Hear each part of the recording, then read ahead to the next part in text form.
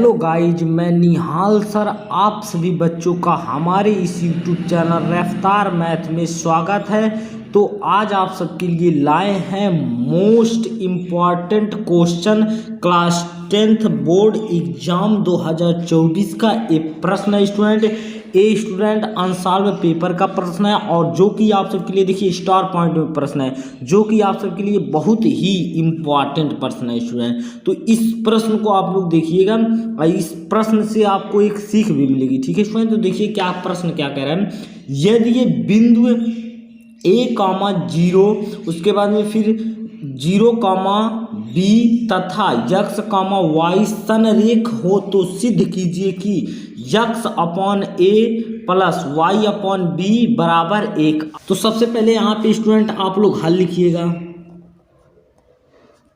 हल लिखने के बाद स्टूडेंट देखिए इस चीज को हमको सिद्ध करना है। तो संरेख के लिए आप लोग क्या कर सकते हैं। संरेख स्टूडेंट बेसिकली एक त्रिभुज ऐसे बनाया हुआ रहता है। एक त्रिभुज देखिए, त्रिभुज का क्षेत्रफल बराबर अगर 0 हो गया तो स्टूडेंट क्या हो जाएगा और संरेख। तो यहाँ a,0 उसके बाद में 0,b उसके बाद में स्टूडेंट x,y आप सब लोग इस प्रकार से आप लोग लिख सकते हैं। यहाँ पे इसको मान लीजिए क्या चीज student x1 y1 x2 y2 उसके बाद में यहाँ पे x3 y3। तो आप सबको अच्छी तरह से समझ में आ रहा होगा। यहाँ पे कॉमा लगा दीजिएगा स्टूडेंट इस प्रकार से। ठीक है, तो आप सबको इतनी बात समझ में आ रही होगी। अब स्टूडेंट देखिए यहाँ पे संरेख का मतलब क्या होता है। त्रिभुज का क्षेत्रफल, त्रिभुज देखिए यहाँ पे त्रिभुज का क्षेत्रफल बराबर क्या हो जाना चाहिए स्टूडेंट 0। तो यानी त्रिभुज का क्षेत्रफल क्या होता है स्टूडेंट 1/2 उसके बाद में बड़ा कोष्टक x1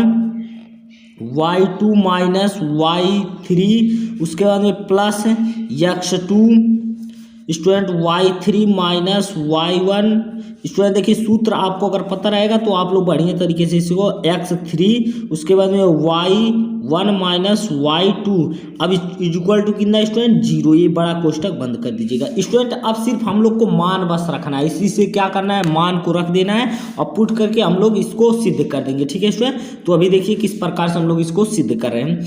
तो यहाँ पे देखिए यहाँ पे पहले 1/2। अब बताइए 1/2 एक गुणे में है, बराबर के उस साइड जाएगा देखिए 0 में, यानी 2 के साथ अगर गुणा होगा। देखिए यहाँ पे अभी x1 की वैल्यू कितनी है स्टूडेंट। देखिए यहाँ पे x1 की वैल्यू a है, तो यहाँ पे ऐसे ब्रैकेट में करेंगे a रखेंगे। उसके बाद में फिर और y2 माइनस y3, तो y2 मतलब क्या है स्टूडेंट y2 यानी b उसके माइनस y3 कहाँ है स्टूडेंट y3 यानी कितना स्टूडेंट y है, तो y रख देंगे। आप सबको अच्छी तरह समझ में आ रहा होगा।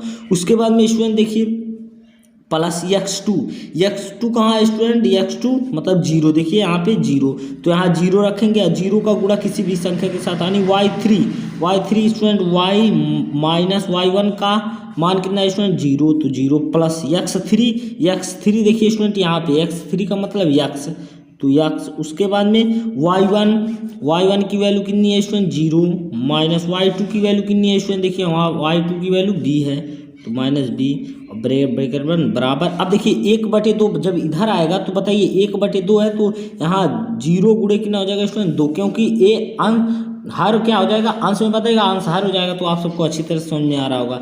अब स्टूडेंट देखिए इसका बेसिकली गुणा करवा दीजिए, तो a का गुणा b के साथ कितना होगा स्टूडेंट ab हो जाएगा। उसके बाद में माइनस का चिन्ह है, माइनस a का गुणा y के साथ होगा तो ay हो जाएगा। उसके बाद देखिए यहाँ पे बताइए 0 का गुणा चाहे जिस अंक में होगा तो उसका आंसर कितना मिलेगा स्टूडेंट 0। उसके बाद में यहाँ पे देखिए प्लस यहाँ पे बताइए x का गुणा 0 के साथ होगा तो 0 हो जाएगा, तो इसका कोई वैल्यू नहीं है स्टूडेंट। उसके बाद में x का गुणा माइनस b के साथ होगा कितना हो जाएगा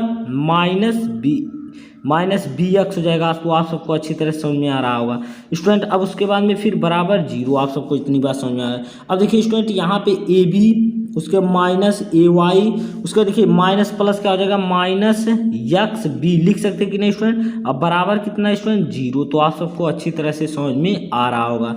अब स्टूडेंट देखिए यहाँ पे ab को यहीं पे रख जाइए। उसके बाद बराबर की उस साइड देखिए यहाँ पे माइनस xb को बराबर के उस साइड ले जाएंगे कितना हो जाएगा प्लस xb। आप सबको अच्छी तरह समझ में आ रहा होगा। उसके बाद में स्टूडेंट a माइनस ay को उधर ले जाएंगे तो प्लस ay हो जाएगा। आप सबको अच्छी तरह से समझ में आ रहा होगा। अब यहाँ पे स्टूडेंट एक चीज़ आपको गौर करनी है, तो देखिए यहाँ पे ए बी से यानी दोनों पक्षों में क्या, दोनों पक्षों में 1/AB से गुणा करने पे, क्या करने पे स्टूडेंट, गुणा करने पर, तो आप सब लोग दोनों पक्षों में देख लीजिए, दोनों पक्षों में 1/AB से गुणा कर रहे हैं। तो यहाँ पे बताइए AB, उसके बाद ये गुणा करेंगे 1/AB, तो ये बटे के नीचे आ जाएगा AB, आप सबको अच्छी तरह समझ में आ रहा है, बराबर। अब इधर देखिए XB ऊपर है तो XB हो जाएगा। अब बटे 1/AB से गुणा करेंगे तो नीचे AB हो जाएगा, तो आप सबको अच्छी तरह समझ में आ रहा है, प्लस AY बटे, अब बताइए स्टूडेंट AY और AB का जब नीचे गुणा करेंगे तो क्या हो जाएगा, AB हो जाएगा, तो आप सबको अच्छी तरह से समझ में आ रहा होगा। अब स्टूडेंट देखिए बेसिकली अब कुछ नहीं करेंगे, यहाँ बताइए AB से AB करने AB यानी एक बार में कट गया। स्टूडेंट देखिए यहाँ B से AB कट गया, तो आप सबको अच्छी तरह समझ में आ रहा होगा। यहाँ बताइए A से A कट गया, देखिए क्या बचा है, आप लोग बेसिकली देखिए, यहाँ देखिए 1 बराबर, उसके बाद में यहाँ क्या बचा है स्टूडेंट, X/A बचा है, देखिए X/A बचा है, फिर प्लस यहाँ क्या बचा है, Y/B बचा है। तो आप सबको बेसिकली यही चीज़ तो प्रूफ करनी थी, तो हम लोग क्या कर दिए, प्रूफ कर दिए।